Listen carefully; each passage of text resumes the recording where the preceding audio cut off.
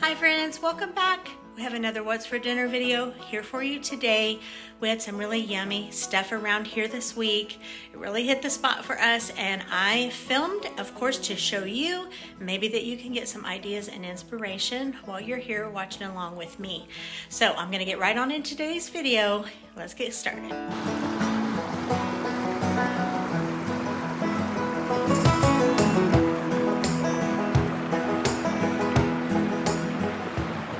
Look at this, you guys. We have pork, a freezer full of pork now. James and our son Gunner bought 2 little pigs. Gunner raised them, and we have gotten them back from the butcher, and so we are so excited to have a freezer full of pork. So I pulled out this small pork roast. Actually, James did. He had this laying out. I used this Grill Mates extra coarse seasoning. It is a really good one. I can't remember what all the ingredients, I think there's 3 different ingredients in there, but it's just a good sort of general seasoning. I've used this a couple times now, so I just put a little bit on there. This was frozen, and so I did nothing else, didn't add water or anything, and this is what it looks like after being in the crock pot on low for several hours. Now, it didn't take real long because that wasn't a really big pork roast, but look how great that looks. I am excited about this. So I'm making what James requested. He wanted some potatoes and carrots cooked in with the roast. But like I said, that roast got done pretty quick, and so I didn't get the potatoes and carrots in there in enough time. So what I ended up doing was pulling out the pork roast and then just putting the potatoes and carrots in there because I didn't want the roast to cook any longer and dry out. So I just removed that, put it in a container and covered it up, and let these go in the slow cooker. Didn't take these long at all. And once these were done, I put the meat back in the slow cooker to come to temperature. Now I am making a bit of a vegetable gravy. This is how my mom always made this to go with the pork roast, and James had never had that before prior to having it. And when my mom made it, and he loves it so much, this was one of my favorite meals growing up as a kid. So she would just pull out a couple carrots, a couple of the potatoes, smash them down a little bit, and then it's just a general gravy. So I used some of the drippings from the roast, put in a little bit of flour so it would thicken, and then just some milk and some seasoning, and put the potato and carrot that I smashed up back in there and just make a gravy out of it. And so it's just like a white vegetable gravy, and the taste is so good because it has those seasonings and drippings from the pork. It just makes it a really, really delicious gravy. And we like to have this over cornbread, believe it or not. That's how we like to have it, how I had it growing up. Okay, I had gotten these bag of French style green beans from Trader Joe's, and just a couple days before this, and I was wanting those already. So into my big skillet, I decided to cook up the whole bag. I knew I could eat on these a couple of times through the week. So I'm seasoning these up here with just a little bit of the dry chicken base, a little on top, a little bit of garlic powder and pepper. And I'm frying them in a little bit of bacon grease. Once they get fried just a little bit, I went in and put some water just to steam those up. And I just can't say enough about how, simply seasoned these are. Not a whole lot of effort as well, and they are really, really good. Now, I love a good white half runner garden grown green beans that are cooked down and cooked with some bacon. I love that so much. But these are really good. I don't normally love frozen green beans, but I really like these. And then Aldi has some like this as well that are really good. All right, so this meal, of course, I told you we needed some cornbread. So here it is out of the oven. I'm just getting this turned out on the plate here and turned over. I don't know why I do that, but that's how I always do it. So had to have some cornbread to go along with this meal. Here it is all plated up. We got the pork, the carrots, the potatoes, some cornbread. Had to have some delicious cucumbers and onion, and we'd gone to the Amish store a couple days before, had a yummy yellow tomato there. So here is what it looks like. This meal was unbelievably delicious. Now I'm going to show you with a little bit of the gravy on top. I like to cut off the end of my cornbread and put a little bit of butter on there for that crispy edge. That's always my favorite. And here it is with the gravy over top. Like I said, A+ meal, comfort meal that I had growing up. Still love it today. All right, and this one was equally as good. I am making something I have never made before. So here we have some milk and some apple cider vinegar. I am making my own buttermilk here because I didn't have any, and this worked just fine. Shake it in a little bit of hot sauce. I have never made fried boneless, skinless chicken thighs. In fact, I don't know if I've ever even bought boneless, skinless chicken thighs until now. Maybe I have, but I don't remember. So if I have, it's been a really long time ago. So this was such a great deal. Meyer had these, no, Kroger. Buy one, get 2 packs for free. So I scooped those up, and I am going to get these boneless, skinless thighs in this quote-unquote buttermilk mixture that I made and into the refrigerator to marinate for a couple of hours. I am using this Kentucky Kernel seasoned flour. I just opened this box recently and showed it here on the channel. I want to go ahead and use that. So I just put a little black pepper on my chicken there and some of that seasoned flour, and I wanted to go ahead and add in some smoked paprika. I really like that when I'm frying chicken, but I do not fry chicken all that often at all. Although I would have to say fried chicken is probably my favorite food if you were to ask me. That's probably what I would say. I love fried chicken. I just don't fry it much at home. But anyhow, I wanted to do that with these chicken thighs. I don't know. I just thought that's what I wanted to do. So isn't that funny how sometimes you just get a wild hair to make something that you don't ever make or haven't ever made? That's the case this time around. So I'm just going to go ahead and say they did not disappoint. So after I got these out from marinating a couple hours, I poured off that buttermilk mixture, put the flour and stuff on here, just kind of nestled it in there, and I let that sit on the counter for about 20 minutes or so that flour would just kind of stick to it and kind of stay on there when I fried it. I should have had my oil just a little bit hotter, but it was okay.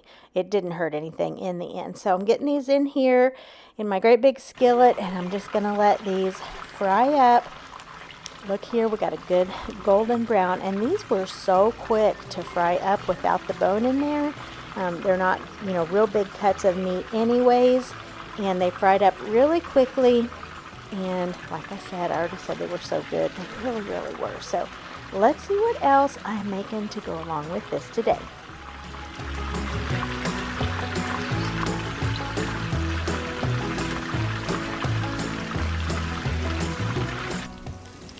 Fried green tomatoes.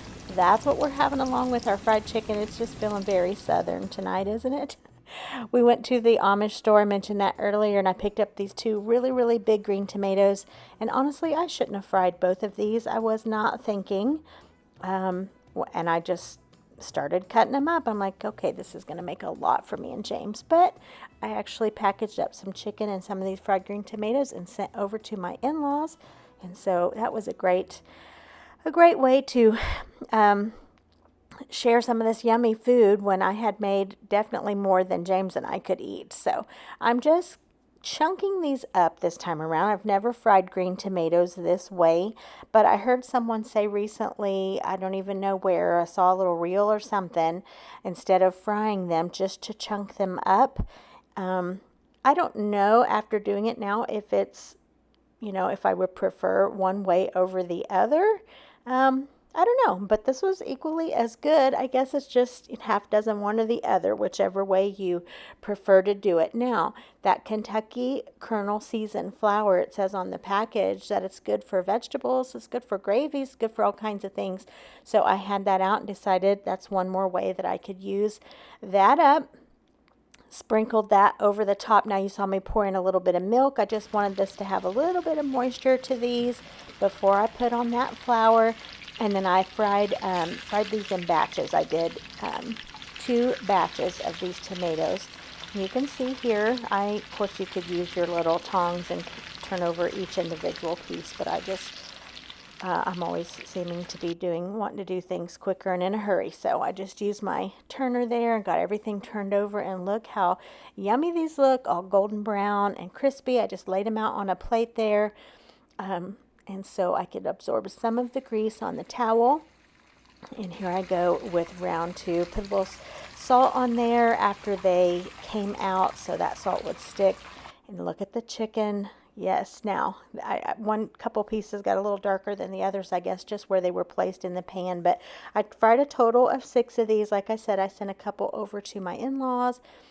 This chicken was so, so good. I just put a little bit of hot sauce on mine. Delicious. I cannot wait to make these chicken thighs again. All right, to go along with it, I just made these and showed these recently here on my channel, so I won't go in depth about it, but I was really wanting this again. I had just taken these recently to church.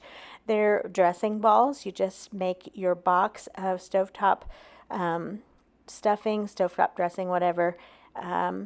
Make it according to the box directions. Let it cool till you can handle it. I actually also want to add, I do this in broth instead of just the water. Once they cool and you can form little balls, you do that and nestle them down in this gravy mixture, which is just a can of cream of chicken soup. And I fill the can up with milk and kind of stir that around. This is something my mom would make from time to time, just to kind of fancy up a box stuffing mix. And nestled down in this gravy and baked in the oven, they just get really tender and delicious, and the gravy gets really thick. They are so good. Like I said, so I just made these and showed these. I had taken them to church, and I really wanted them again since making them. And I just knew today they would go along with this meal, and here they are right out of the oven. Like I said, this is just such a simple meal, but it is so delicious. My husband bit into them and he said, this tastes like Thanksgiving. This meal was great. It may not be the prettiest to look at, but I'm telling you what, any fine Southern restaurant could put this on their menu and it would be a hit. So good. Loved every minute of it. All right, this particular meal is starting out with a package of this Pioneer peppered gravy, and I am just following the directions on that to make the gravy. And now I am rolling out the pizza dough. So I am making a breakfast pizza. I've never made a pizza like this before, but I am making this for our fellowship meal at church. Breakfast is on the menu for this particular time. So I am just using one of the Aldi refrigerated pizza crust. Let that thaw out, and I'm just rolling this out to fit here on my pan. Now, no need for alarm because I'm using a glass to roll this out. It's a very thick glass, and I was not applying pressure. I was just needing to use something to roll that out. So don't fuss at me in the comments. I'm okay, and the cup's okay. I poked some holes with a fork on this, and I pre-baked this for about, I don't know, 5 minutes, I think maybe.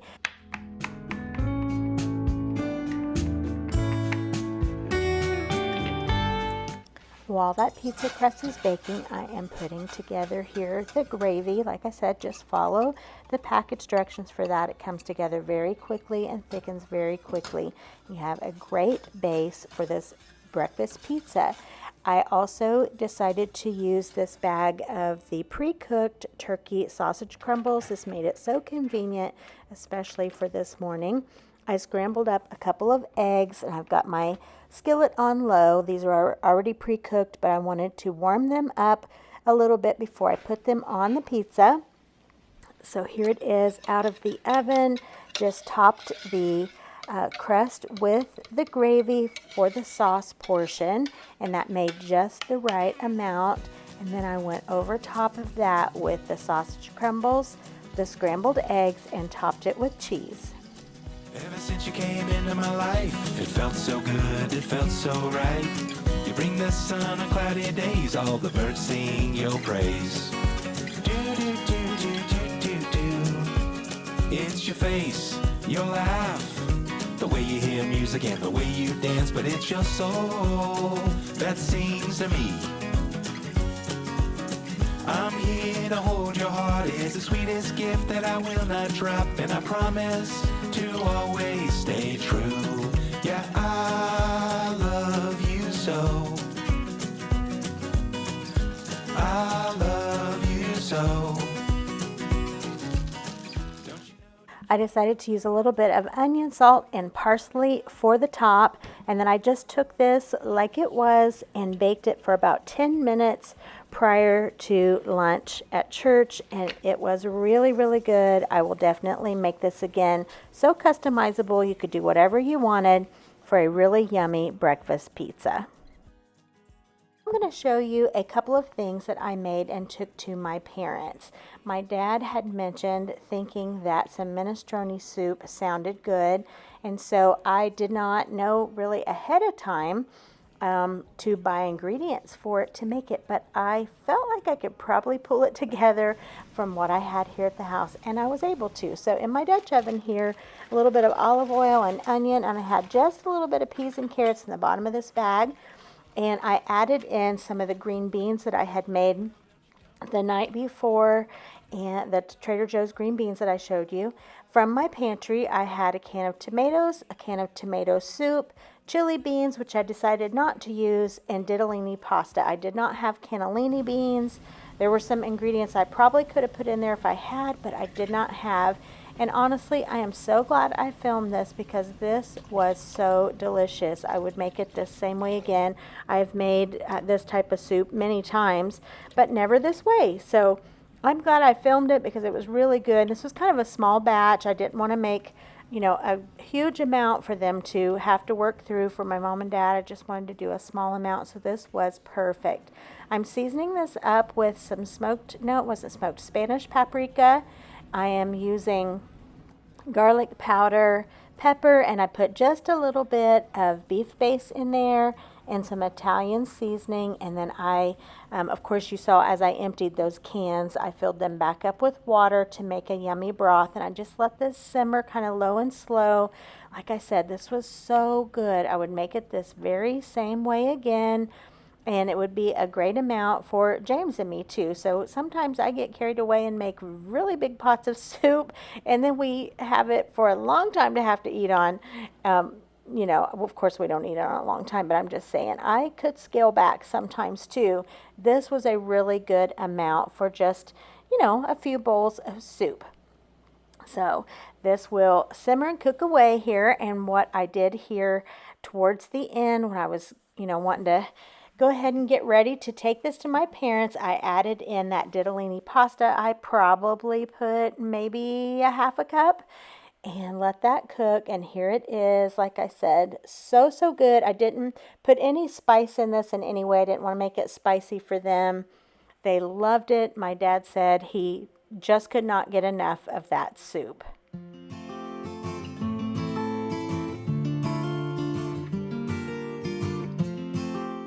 And another thing I made and took to my parents was this package of baby back ribs. My dad and mom have a freezer full of food and aren't able to cook for themselves like they used to. So I just brought these home from their freezer and knew I could cook these up in my crock pot and take back. So here is the seasonings that I used. I showed this one earlier, this extra coarse by McCormick's, the Grill Mates. Put that over top of the ribs and just let it cook low and slow. Didn't take very long because these baby back ribs cook up so quickly. After they were done, I just removed them from the crock pot and kind of cut the slab in half. Put it in a little foil pan that I could take to them and use some hickory barbecue and some of the Gold, both by Kinder's. And they loved it. Dad loved these ribs. He loves ribs in general. And so that's just something easy that I can do to help them out during this time. And of course, I enjoy doing it as well. Well, thanks for being here with me. I'm so glad that you spent some time here with me in my kitchen. If you enjoyed it, it helps my channel so much when you interact with me. So a thumbs up is so appreciated. A comment is always so great. I love talking to you down in the comments. And then of course, if you haven't subscribed, we would love to have you around here regularly. So I hope you guys have a wonderful week ahead, and I'll see you next time, good Lord willing, and the creek don't rise. Bye everybody.